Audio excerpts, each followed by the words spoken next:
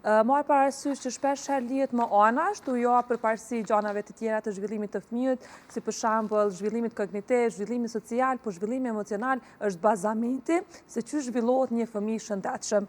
Kjo i bie që sa më herët që investohet në zhvillimin emocional të fëmijëve, kemi me pas të rritun që janë më të pjekur, që janë më pozitiv, edhe që janë persona që dinë me marrë përgjegjësi për veten edhe për të tjerët. Realisht dinë edhe me marrë edhe vendimarrje të drejtë kurdo që ju kërkohet edhe kurdo që e kanë të nevojshme. Po nga cila moshë Dorentina fillon fëmiu me njoftë emocionet e veta? Pyetje shumë e mirë Besa, se në fakt fëmijët fillojnë shumë herët me njoftë edhe zhvillimin emocional të tyre.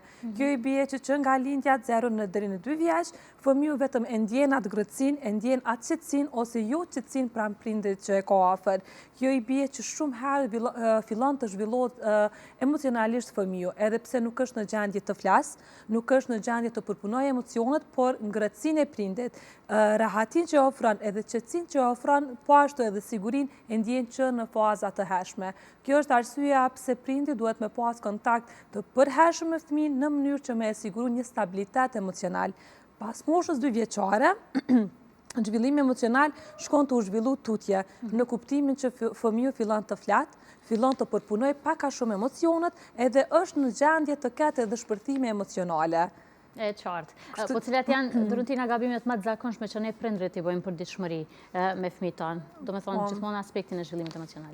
Në fakt, gabimet të shumta që bëhen në aspektin e zhvillimit emocional është injorimi emocioneve. Në momentin që injorohen emocionet, ose bllokohen, ose nuk lihet fëmia me qajt, ose nuk lihet fëmiu me u zemru, fëmiu atë frustrim mund ta mbajë për brenda. Për këtë arsye kemi shpërthime të shpeshta, tantrume siç i njohim në ato fëmijëve, çajnë shumë, bërtasin, hedhin lodra. Kjo është prej agresivitetit që e kanë për brenda, nga se janë injoruar emocionet, a në momentin që e pranon ti si prind, që fëmiu yt po ka shpërthim emocional, afrohesh, e dëgjon, e di thu që është në rregull me qajt, edhe është në rregull me i përjetu edhe emocionet jo të mira, e bën të vetëdijshëm që nuk është diçka traumatike, po është një emocion që duhet me e përjetu.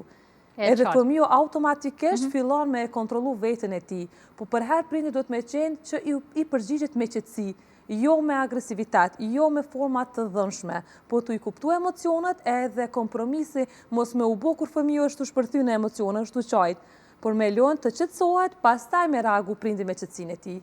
Kjo është më e mira se që ndihmon me u zhvillu tutje edhe me vetë fëmiu me rregullu veten emocionalisht. E qartë.